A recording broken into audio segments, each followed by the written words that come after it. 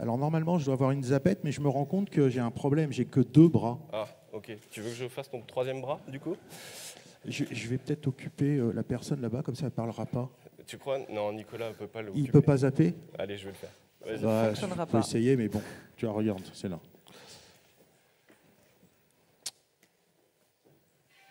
Bonjour, j'attends. En fait, j'ai fait un support. Bon, il n'y a pas de... Il n'y a pas de support, moi je l'ai ici. On a le retour, mais on l'a pas. On a le retour. Oh, j'anticipe pour ne pas perdre de temps. Faites sur le support. Si, voilà. Donc bonjour, et oui, je dis merci dès le début. Très bien. Et je m'en vais. Non. Vous avez remarqué, on ne dit jamais merci au début, et moi je voulais vous remercier d'être là. Je voulais remercier Erebdead et Christophe de m'avoir invité à parler de ce sujet LinkedIn qui, moi, m'intéresse beaucoup. Vas-y, zap. Pardon. Tu vois, Et je vais commencer par quelque chose de... Ah non, ma blague tombe là. Bah oui. Ouais. Bah écoute, je vais mettre là-bas. Hein. Vas-y. La matrice marche très très mal. Je vous présente Bubule. Vous savez qu'il y a une stat qui dit que le poisson rouge a 9 secondes d'attention et que l'homme est descendu en dessous, on est à 8. Et moi, je dois vous parler 20 minutes. Donc déjà, je vous ai déjà perdu rien que par les 2 premières slides. Ça, c'est une fake news, en fait. J'ai appris très récemment que c'est faux. Donc, ne croyez pas tout ce qui est sur le digital non plus. Allez, on rentre dans le vif du sujet. Donc, oui, tu as posé la question, mais en fait, moi, je vais y aller crescendo. Vous avez tous une carte d'identité. Alors, oui, c'est moi. On demande d'avoir une tête de tueur sur les cartes d'identité. Je suis désolé. Prenez pas les références. Je les ai masquées au début. Je ne masquais pas. Et on m'a dit, Bruno, c'est ta carte d'identité. Alors, oui, on a une carte d'identité qu'on ne présente que quand on nous le demande. On a une carte d'identité professionnelle, une carte de visite, mais vous avez des professions qui ont une carte d'identité professionnelle. Les VRP en avaient une. Et si vous avez, comme vous avez levé la main, créé un compte LinkedIn, mais aussi un compte sur les autres réseaux sociaux, vous avez ce que moi j'appelle une carte d'identité professionnelle digitale. C'est un double numérique qui vous représente, et en fait c'est vous en ligne. Pendant qu'on est en train de se parler, même si c'est moi qui parle beaucoup, il y a des gens qui vont sur votre profil LinkedIn et vous faites une première impression à ces personnes. Est-ce que Samuel est dans la salle? Samuel. Bonjour Samuel. Samuel, il a un a priori sur moi, il s'est connecté, il m'a fait une demande de connexion, donc il a été voir mon profil. On ne se connaît pas, mais il a un a priori sur moi. Et donc, sa première réaction a été de me googliser, certainement, puisque j'étais sur le programme. Qui a fait cette action de me googliser et d'aller voir qui j'étais? T'as balèze, hein. Vous venez voir des gens, vous ne savez pas qui c'est, et vous ne prévoyez pas de voir si c'est un couillon qui vient vous parler, quoi. Non, on valide avant quand même, on valide. C'est une confiance, il ne faut pas faire confiance aveugle comme ça. Quand vous avez un rendez-vous, est-ce que vous googlisez les gens pour préparer votre rendez-vous? Ouais, un peu plus là. Donc ça, c'est la nouvelle démarche. Et si j'ai votre nom, votre prénom dans Google, c'est automatiquement votre profil LinkedIn qui sort. Bien rempli, mal rempli, c'est votre profil. Après, on va se rencontrer dans la vraie vie. Alors peut-être qu'on ne s'est pas analysé avant sur les réseaux sociaux. On se rencontre. Donc là, on est dans l'humain, on voit tout de suite les biais humains, on discute, on a un feeling ou pas, et puis on rentre chez soi, et qu'est-ce qu'on fait? Eh bien, on va voir le profil LinkedIn de la personne. Alors jusqu'à il y a 6 mois, ça me posait un vrai problème, quoi. On se voit dans la vraie vie, on est entre humains, et tu vas voir mon profil. En fait, ça devient un réflexe, quoi. C'est pour poursuivre la conversation, pour poursuivre la relation, pour peut-être se connecter, mais en même temps, est-ce que ce que j'ai perçu en vrai, je le retrouve en ligne? Est-ce que ma carte d'identité professionnelle digitale va être un atout pour moi dans la relation qu'on a initiée? Pour moi, il n'y a pas de différence entre... Alors, est-ce que c'est le même visuel que tu as repris avec la matrice? Parce que pour moi, entre ce côté virtuel, ce côté matrice... Ah ouais. Ouais, mais je sais pas, ça veut pas... C'est pas la bonne zapette? Je sais pas, aujourd'hui... Aujourd'hui, ça marche pas, la matrice est plantée. On a vraiment voulu faire une blague sur la matrice. On doit avoir une vraie cohérence entre le monde dans lequel on est irréel, comme on dit in real life, c'est-à-dire dans la vraie vie, et le monde qu'on a virtuelle. Attention, je me pose toujours dans un cadre professionnel. Je ne parle pas de la vie personnelle, je suis sur la dimension professionnelle que nous avons tous dans notre job, dans cette influence professionnelle qu'on a, aussi bien avec nos collaborateurs, nos partenaires, nos clients, nos prospects. Et donc, la cohérence entre ce vous numérique et ce vous réel doit être totale. On est dans la réputation, c'est votre réputation de professionnel. Et donc, on travaille complètement la confiance. Vas-y. Mais non. Ben, reste là-bas. Hein. Ouais. En fait, ne voyez LinkedIn que comme un simple outil.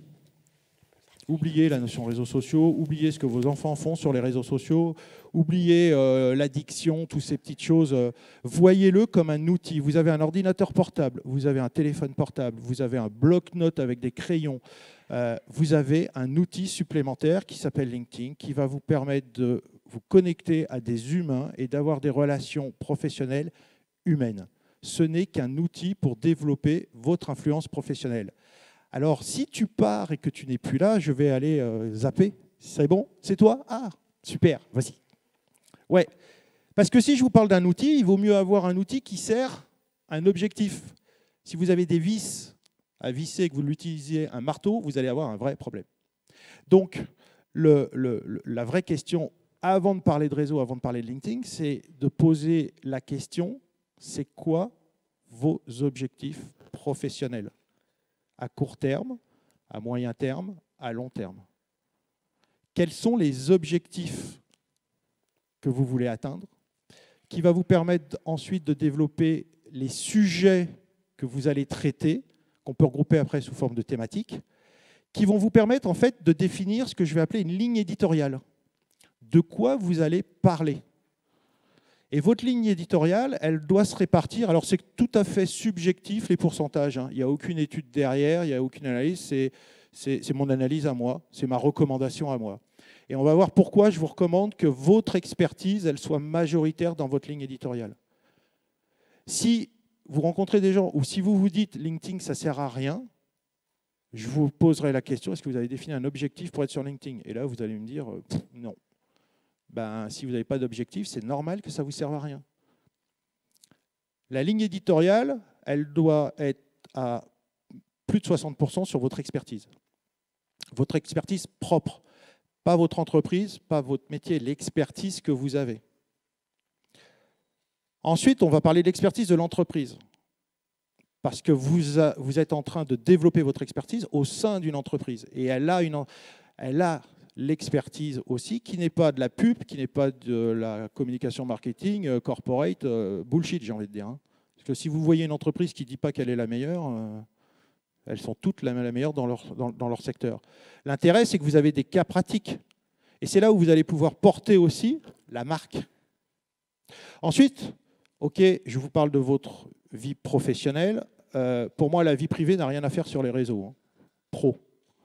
Votre vie privée doit être exclue des réseaux sociaux pro et même des autres s'ils sont accessibles par d'autres professionnels.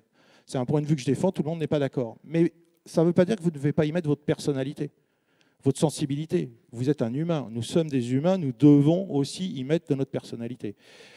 Et puis il y a un petit 5%, alors ça s'appelle fun, j'ai un peu changé le nom, j'appelle plus ça complémentaire. Ça peut être un côté décalé, ça peut être un côté fun, ça peut être de l'humour, c'est quelque chose qui doit vous ressembler. Votre profil, encore une fois, hein, c'est vous, il doit vous ressembler tel que vous êtes dans la vraie vie. Et donc, aujourd'hui, l'attitude qu'on doit avoir sur LinkedIn, c'est d'accompagner nos interlocuteurs à mieux faire leur job. Alors pour les commerciaux, on ne vend rien hein, sur LinkedIn. Dans les relations humaines, on ne vend rien. C'est comme si je viens vous voir et que je vous donne ma carte de visite, je vous file un bon de commande sans qu'on apprenne à se connaître avant. Si j'en signe un, je suis balèze. Hein.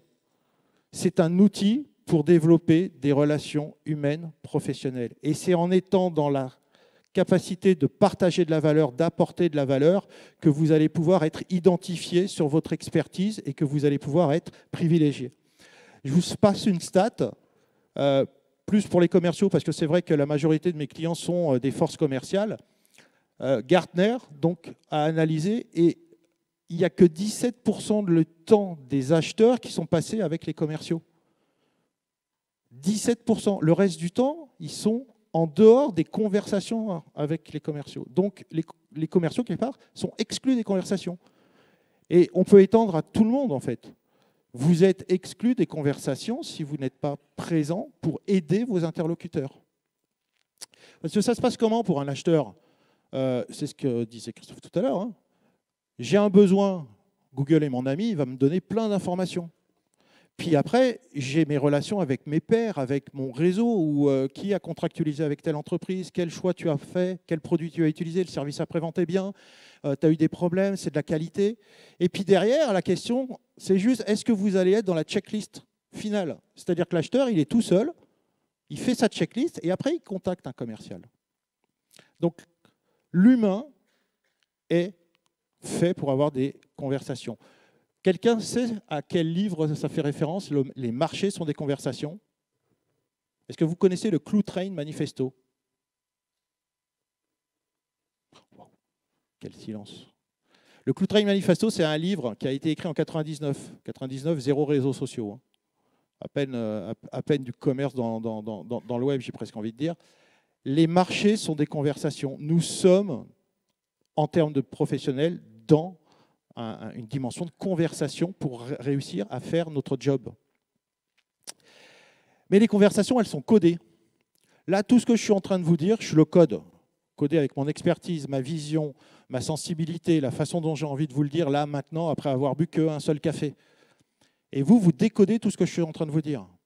Alors, je peux voir à vos réactions, à vos non-réactions, si vous me comprenez, si vous êtes d'accord, pas d'accord, et je peux argumenter, réargumenter, changer la façon dont je vous présente les choses. En ligne, c'est juste pas possible. En ligne, je pose mon engagement, ma conversation, j'appuie sur un bouton et derrière, vous allez le lire sur un profil. Quand vous allez être dans la journée ou peut-être même maintenant en train de regarder mon profil, je ne peux pas vous expliquer pourquoi j'ai dit ça comme ça. Quel est le mot que j'ai utilisé? Qu'est-ce que signifie ce mot que j'ai utilisé?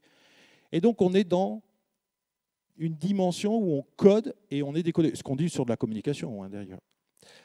Mais en même temps, ces conversations, elles sont avec et sans data. Le digital, un monde de la data. La data, le pétrole d'aujourd'hui. Sauf que pour moi, il y a des datas qu'on n'a pas.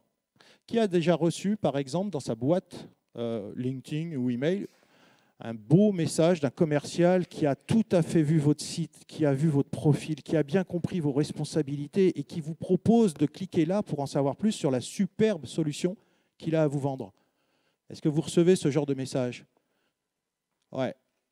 Vous y répondez positivement ou négativement? Ok. Vous avez quelle empathie pour la personne qui vous a envoyé ce message? Zéro? Ouais. Lui, il ne le sait pas. Il est dans les 90% des datas qu'il n'a pas. La data existe. Vous avez lu, vous n'avez pas répondu, vous l'avez identifié en tant qu'individu. On parle d'influence professionnelle. Comme quoi, il a essayé de vous faire une vente alors qu'il ne vous connaît pas. L'anti-commercial. Hein. C'est du hard selling, quoi. Alors, il y a un terme qui a été utilisé, social selling. Parfois, c'est bullshit selling. Hein. C'est des datas qu'on n'a pas. Et ça, c'est important à l'avoir en tête quand on communique, parce qu'on code, et en même temps, on n'a pas forcément la data pour analyser. J'ai dépassé les 9 secondes, j'en suis où de votre attention? Levez les bras ceux qui ont décroché. Ouais, je préfère ça. Vas-y. Alors, on va rentrer un petit peu dans le détail de LinkedIn. Qu'est-ce que c'est cette carte d'identité professionnelle digitale? En fait, il y a un triptyque qui est votre profil, votre réseau, vos contenus. Parce que si vous voulez être identifié comme étant la personne qui aide votre interlocuteur à mieux faire son job, la personne qu'il faut appeler pour résoudre ses problèmes, vous devez être dans une dimension de publication et d'interaction.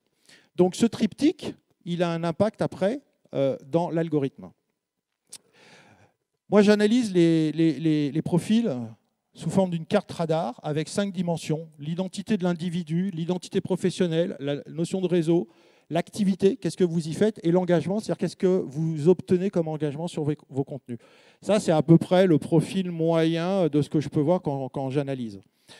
L'objectif, ça serait plutôt d'avoir la courbe intérieure sur votre profil et d'évoluer entre les deux.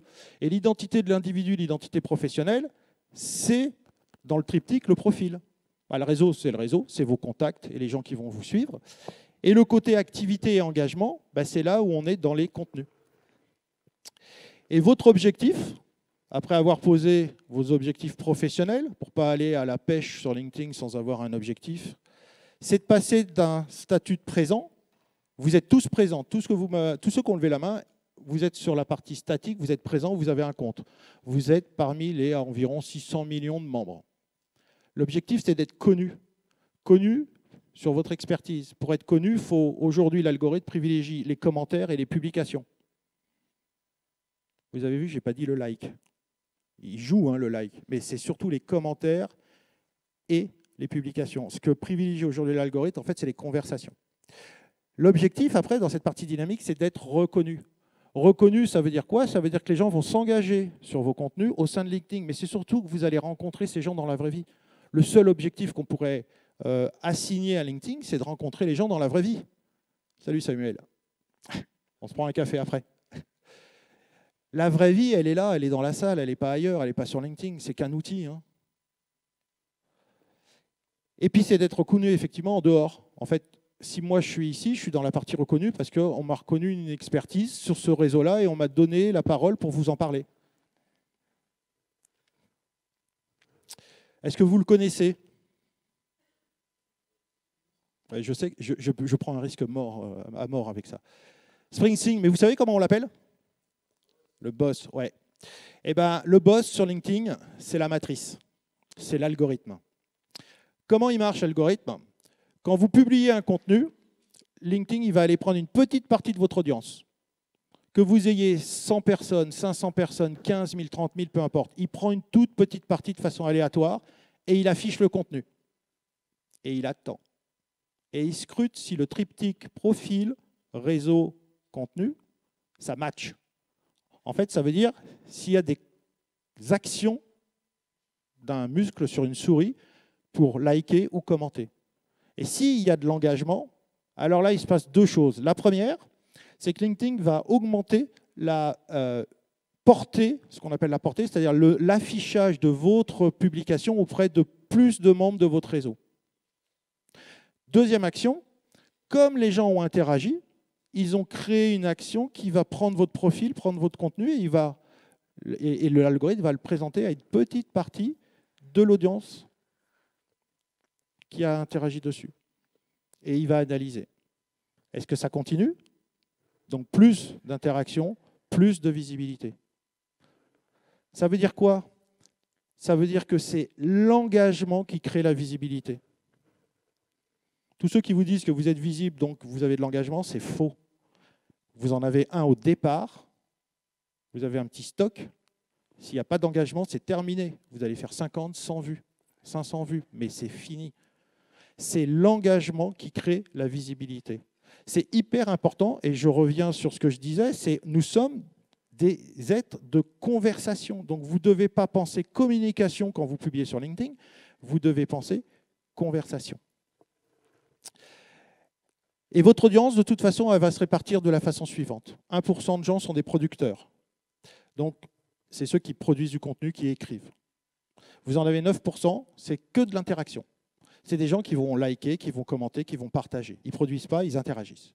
Et puis, on a cette majorité silencieuse qui représente 90% de votre audience, qui va vous lire, mais qui ne va pas interagir. Alors, elle est gênante, elle est perturbante, elle peut manquer d'engagement et donc vous ne pouvez pas la connaître puisqu'elle ne fait rien, mais elle vous lit. Et elle est néanmoins très importante parce que c'est elle qui va aussi parler de vous. Et elle ne veut pas s'engager parce qu'elle ne veut pas montrer à l'algorithme qu'elle existe. La personne ne veut pas montrer à ses collègues ou à son patron qu'elle est sur LinkedIn et qu'elle like des choses. Elle a le droit d'être silencieuse. C'est son droit total. C'est juste une répartition. Si vous faites des publications que vous n'avez pas d'engagement, c'est qu'il y a un problème. Statistiquement, il faut un peu d'engagement. Alors, ne regardez pas ça post par post, publication par publication, mais sur un ensemble de publications. Et puis, ces gens-là vont vous recommander. Moi, je me suis retrouvé chez une entreprise. Je ne connaissais pas l'entreprise. Je lui demande comment elle me connaît. C'est un collègue qui m'a recommandé. Je ne sais pas qui c'est. Il n'a jamais interagi sur mes posts. On est dans la vraie vie. Alors, un petit peu plus d'algorithme. C'est pas que l'algorithme, je ne suis pas mathématicien, c'est pas que l'algorithme me passionne plus que ça, c'est juste que quitte à utiliser un réseau, quitte à utiliser un outil, autant tu te rapproches à cause du temps. Je regarde le temps. Ah, Je suis le maître du temps. le maître du temps. C'est juste qu'il faut comprendre les règles du jeu et comprendre comment ça marche pour que l'outil, on le mette à son service, encore une fois, pour atteindre son objectif. Donc là, c'est différentes publications. On peut mettre des liens, on peut mettre des images, on peut mettre des documents, on peut mettre que du texte.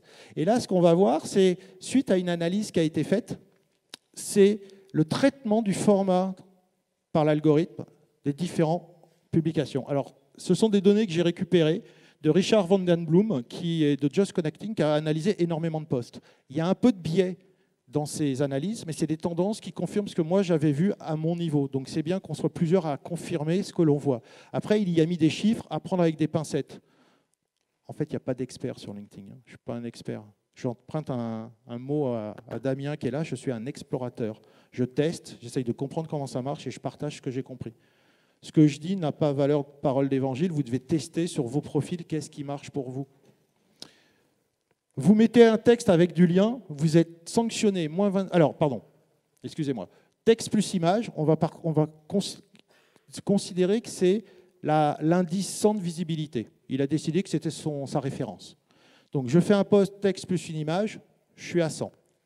En fonction de ce que je traite comme format, je suis valorisé ou dévalorisé.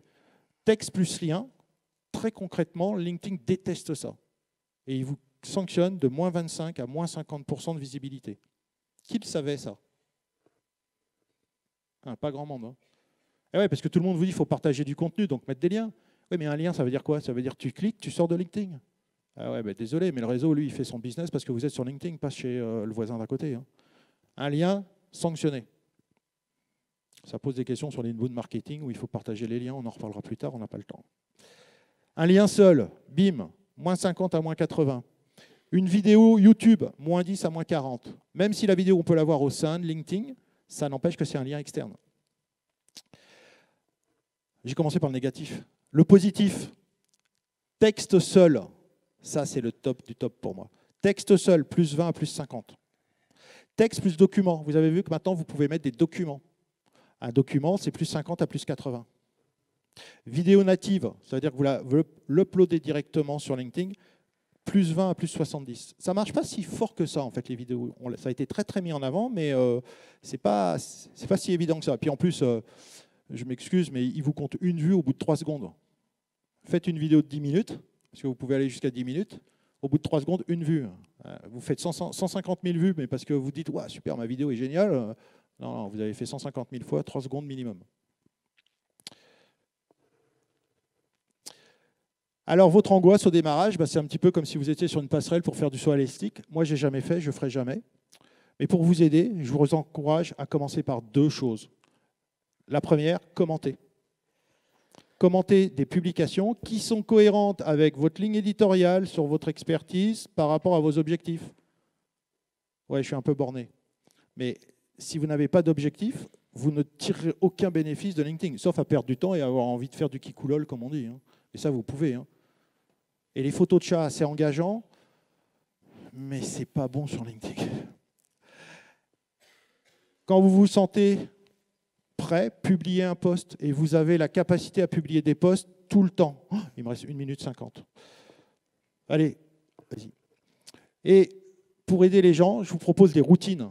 Pour commencer à vous habituer à utiliser régulièrement LinkedIn, faites des routines. Imposez-vous 15 minutes pour ne pas partir dans l'addiction et passer votre journée. Lisez votre veille sur LinkedIn parce que vous suivez des gens qui publient des choses sur votre ligne éditoriale qui va vous permettre de commenter le lendemain pendant 15 minutes. Allez, 3 publications. Commentez-les toujours pour... Pourquoi commenter? Parce que vous allez y passer votre expertise, votre vision, votre accord, votre désaccord. Pas simplement commenter en disant « merci pour l'info ». Non, qu'est-ce que vous en pensez? Comment vous traitez ce sujet-là, vous, dans votre entreprise? C'est votre influence professionnelle. Pourquoi on va vous appeler, vous, pour résoudre un problème, voire pour monter dans votre société? Je connais quelqu'un qui travaille dans une banque d'affaires, qui s'occupait des réseaux sociaux, il était dans la banque. Ses patrons sont venus le voir en lui disant « on monte une cellule de communication digitale, c'est toi qui t'en occupes ». Mais j'en ai jamais fait. Si toi, tu comprends les réseaux, donc tu prends en charge ça. c'est un moyen de monter, c'est un outil interne aussi, hein, et un moyen d'être identifié au sein de sa propre entreprise comme étant quelqu'un sur lequel on peut compter. Contacter des personnes en s'intéressant à eux, partager du contenu, discutez-en, et puis pour éduquer ce petit algorithme, ce que je vous propose de faire, c'est un post où vous n'avez que du... vas-y, c'est bon. Un post où vous n'avez que du texte, un deuxième post où vous n'avez que du texte, pour à la fin mettre un post avec un lien.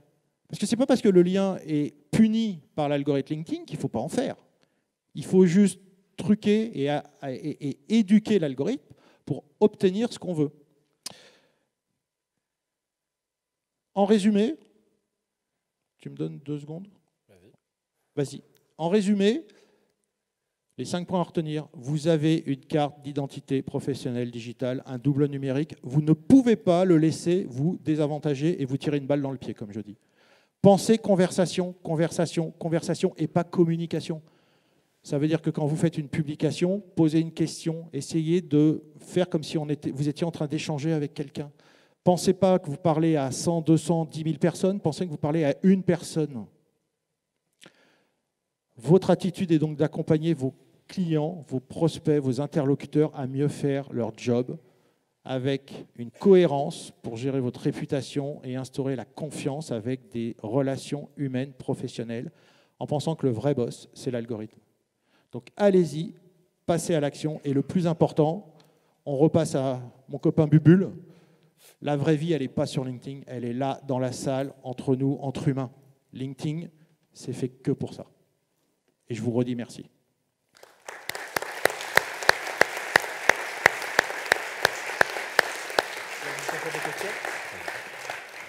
J'ai même réussi à tenir le timing pour répondre à vos questions. Merci Bruno. Et oui, effectivement, l'IRFD le prouve, la vraie vie, c'est ici. Voilà. On va commencer par la matrice. On va demander si Nicolas a une question. Attention, c'est le moment désagréable de la journée. Non, pour pas moi forcément, non. Je plaisante. Non, pas du tout. Tu as une question? Oui, j'en ai une. L'engagement crée la visibilité et le vrai boss, c'est l'algorithme. Finalement, est-ce que ce n'est pas les KPI de la plateforme, c'est-à-dire ce que LinkedIn nous file, c'est-à-dire maintenant on a même des cœurs, on a pas mal de choses et d'interactions. Donc c'est le KPI que la plateforme nous donne, des espèces de bonbons numériques qui nous filent, qui nous guideraient, ou finalement c'est les objectifs, court, moyen, long terme, qui nous guident. Est-ce que ce n'est pas finalement vendre son âme au diable de viser l'algorithme et l'engagement au détriment de la légitimité et la crédibilité de la personne? Je m'explique. Dans un monde où LinkedIn, quand on se connecte, 3 posts sur 10 sont des gens qui, tout d'un coup, ont bu un jus de détox, ont vu le soleil, la lune, et ont eu l'idée de la vie, c'est-à-dire enfin bosser et bouger et changer le monde. Est-ce que ce n'est pas finalement une plateforme où il y a ça qui, du coup, serait complètement perverti parce que la plateforme nous donne et parce que nous, on veut récupérer? Alors, très bonne question au pluriel. LinkedIn, c'est comme la vraie vie, hein. Tous les gens ne sont pas intéressants. En revanche, ce qu'on voit apparaître dans notre timeline, c'est-à-dire tous les contenus que vous voyez apparaître, c'est votre responsabilité. Parce que ce ne sont que des contenus qui viennent de vos contacts. C'est-à-dire que c'est des gens que vous avez choisis. Donc si les contenus que vous voyez sont nuls, ce n'est pas la faute de LinkedIn, c'est la vôtre. Vous virez les gens ou vous les désabonnez en termes de suivi.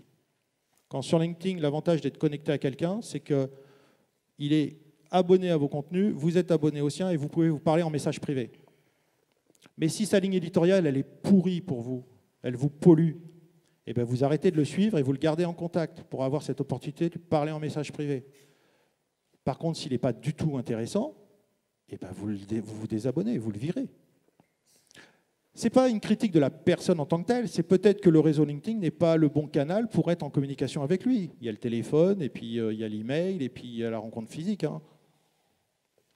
Donc, ça, c'était pour répondre à une des questions. La deuxième, Alors là, il y a Bubule qui est en train de me dire tu as 9 secondes d'attention et tu en as perdu. Tu disais le KPI. Oui, voilà, le KPI. Alors oui, il y a des indicateurs de performance sur LinkedIn. Ouais, un nombre de likes, un nombre de commentaires. La question, c'est est-ce que c'est la bonne? Moi, je préfère peu de commentaires, peu de likes, mais quelqu'un qui me contacte, que je rencontre dans la vraie vie, avec qui je vais peut-être co-créer quelque chose, échanger, m'enrichir, ou peut-être faire du business. À vous de définir vos propres indicateurs de performance. C'est sûr que si vous vous basez sur le nombre de vues, vous vous plantez. C'est sûr que si vous vous basez sur le nombre de likes, vous êtes addict. Grande discussion hier soir. L'addiction. Drogue ou like, c'est la même chose pour le cerveau, là. Ça a été analysé avec les neurosciences, ça marche de la même façon. Un like, c'est une sécrétion de dopamine. Ça n'a jamais fait du business. Hein. Par contre, ça fait plaisir. À l'IREBD, vous pouvez y aller, vous pouvez tweeter, vous pouvez liker, ça sera bon pour ma dopamine. Oui, mais on est au cœur de la ligne éditoriale et de relations humaines. Donc, les KPI, à vous de les définir. C'est peut-être le nombre d'appels entrants, c'est peut-être le nombre de contacts entrants, c'est peut-être le nombre de rendez-vous que vous avez eus, le nombre de cafés que vous avez bu, peut-être le nombre d'affaires que vous avez faites, le nombre de partenaires, le nombre de projets. Moi, mon KPI, c'est de voir Christophe qui me dit « Il y a l'Europe en 2019, j'aimerais bien que tu viennes ». Ben, il est là, mon KPI. Et c'est LinkedIn qui me l'a fait. Ce n'est pas un like, ce n'est pas un commentaire.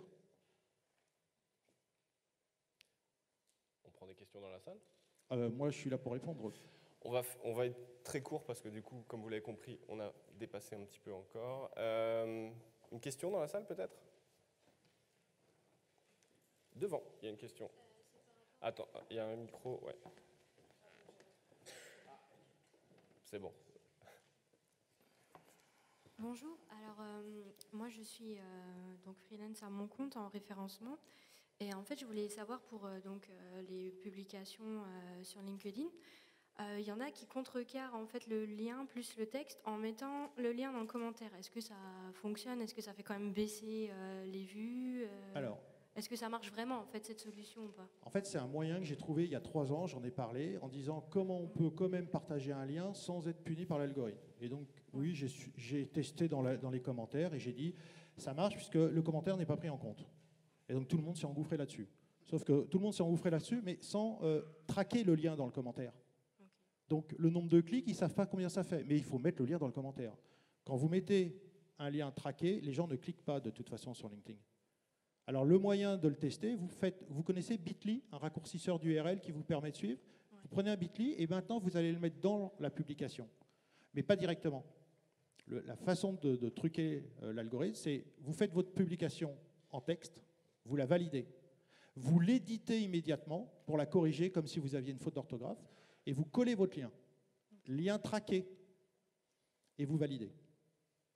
La seule différence, c'est que, alors ça va être un peu technique, vous voyez quand vous mettez un lien, LinkedIn va aller décoder ce qu'il y a derrière le lien, vous met l'image, vous met le lien, le titre, le chapeau. Ça, c'est ce qu'on appelle l'open graph. Quand vous le faites après édition, en fait, vous avez le lien, puisqu'il ne va pas analyser le lien, il ne sait pas qu'il y a un lien. Donc vous avez un lien brut, mais c'est un Bitly, et vous validez. Et vous regardez. Déjà, vous verrez que sur votre Bitly, vous allez avoir 3 clics avec 100 000 vues, donc les gens ne cliquent pas. Et puis, vous allez vous rendre compte que vous allez avoir un nombre de vues beaucoup plus important que si vous aviez mis le lien directement. Si vous voulez faire un test de ce type-là, faites 2 publications en même temps, l'une avec le lien traqué, l'autre avec le lien dès le début. Parce que LinkedIn va prendre une partie de votre audience pour la première publication, puis une autre partie dès que vous allez faire la deuxième publication. Et puis vous regardez. La seule règle, c'est test and learn sur votre profil par rapport à votre réseau, par rapport à vos contenus. Donc votre ligne éditoriale. Je prends encore une question courte et une réponse courte. Tu prends des risques. Ah, il y avait devant. Bah, on va en prendre 2. Vous avez chacun un micro, vous battez pas. Qui commence? Allez, Fred, vas-y. Une question, on voit bien que du coup, LinkedIn, selon ce que vous mentionnez, a downgradé le fait de diffuser des liens. C'est à peu près concomitant avec la volonté de LinkedIn de favoriser Pulse et le fait de publier sur la plateforme. Sur une stratégie à long terme, est-ce que ce n'est pas très risqué de capitaliser son contenu, ses créations, sur une société, aujourd'hui Microsoft, qui n'a pas vraiment fait preuve de stabilité dans ses choix sur les réseaux sociaux d'entreprise? Yammer, Teams, etc. On a des versions de RSE qui sortent tous les 2 ans, et de voir finalement des années de publication, de capitalisation, de construction de réseau détruites pour gagner peut-être 10, 20 ou 30% de portée sur ces postes. Excellente question.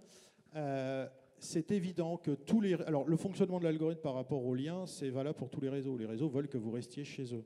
Peut-être un peu moins Twitter, parce que justement, Twitter est un outil de communication où on va beaucoup plus partager et créer de la valeur. Mais pour les autres, ils veulent que vous restiez chez eux. Donc, ce qui est clair, c'est que ces réseaux, ce n'est pas chez vous.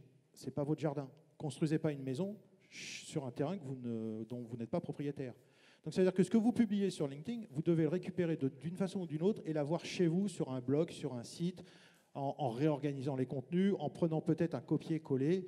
Mais il est clair que si vous avez comme objectif d'être que sur LinkedIn et de mettre tous vos contenus sur LinkedIn, il y a un moment donné, vous allez avoir un problème, quoi. Et tout à fait, il faut que ça soit comme un hub de passage. Profitez-en pour vous connecter à des humains, pour les rencontrer, et à un moment donné, peut-être leur demander leur adresse email, leur téléphone, pour les rencontrer, pour leur envoyer un document. Utilisez le multicanal. LinkedIn ne doit pas être un silo. Sans ça, à terme, on est mort. Est-ce que c'est une question courte? Vous avez fait un petit sondage au début, tout le monde a un profil LinkedIn, et j'ai noté qu'il y a que moins de 5% des gens dans la salle qui n'ont pas fait de business. Donc LinkedIn, ce n'est pas une bonne plateforme pour faire du business. Ça veut dire quoi, faire du business? Si c'est vendre et avoir un bon de commande signé sur LinkedIn, c'est pas fait pour ça. Est-ce que si je viens vous voir là, je vous donne ma carte de visite et un bon de commande, vous me le signez?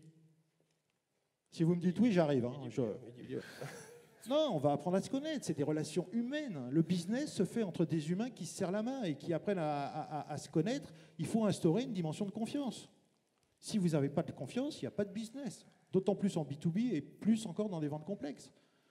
LinkedIn n'est pas un outil de vente. Amazon est un outil de vente, ouais, en B2C.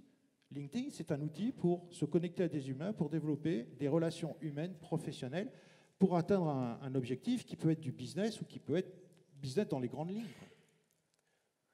Merci Bruno. On peut encore applaudir Bruno. Merci à vous.